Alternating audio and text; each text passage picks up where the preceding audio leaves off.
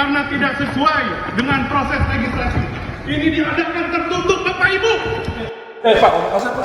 Pak, kasar Pak. Woi, Anda mendorong. Teman-teman, bagaimana kita kemudian hari ini direpresif? Kami menjalankan. Hentikan, Bapak Ibu.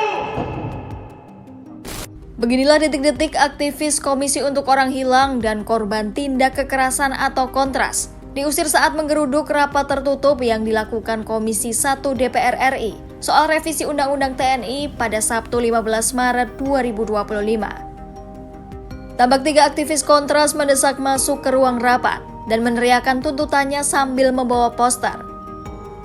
Saat berada di ruang rapat, para aktivis meneriakan agar rapat dihentikan karena tidak sesuai dengan proses legislasi. Namun saat menyampaikan tuntutannya, para aktivis tersebut didorong staf berbaju batik hijau untuk keluar dari ruangan.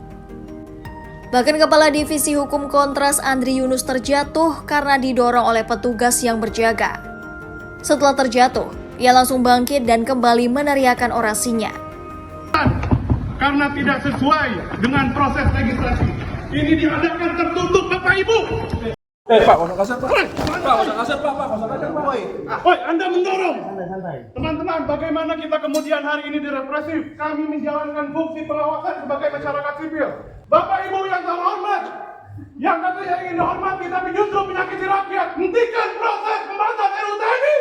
Hentikan. Hentikan, Bapak Ibu. Setelah didorong keluar ruangan, Andri bersama 2 rekannya kembali meneriakan tuntutan mereka di depan pintu ruang rapat yang sudah tertutup. Mereka tetap meminta pembahasan RUU TNI dihentikan.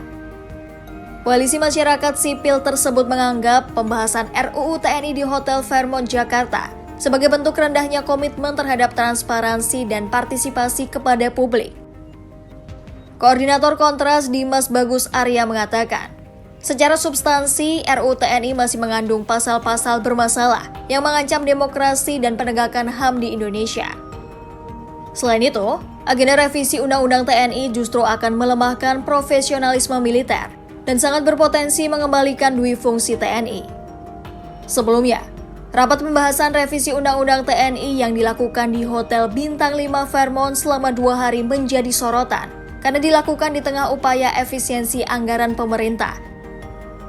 DPR dan Kementerian Pertahanan menggelar rapat 2 hari di Hotel Fairmont yang hanya berjarak 2 km dari gedung Parlemen Senayan, Jakarta. Selain rapat yang diadakan di Hotel Bintang 5, perubahan Undang-Undang TNI ini juga mendapat sorotan dari banyak pihak. Adapun, perubahan Undang-Undang TNI akan mencakup penambahan usia dinas keprajuritan hingga perluasan penempatan prajurit aktif di kementerian atau lembaga. Secara spesifik, revisi ini bertujuan menetapkan penambahan usia masa dinas keprajuritan hingga 58 tahun bagi Bintara dan Tamtama. Sementara itu, masa kedinasan bagi perwira dapat mencapai usia 60 tahun. Selain itu, ada kemungkinan masa kedinasan diperpanjang hingga 65 tahun bagi prajurit yang menduduki jabatan fungsional.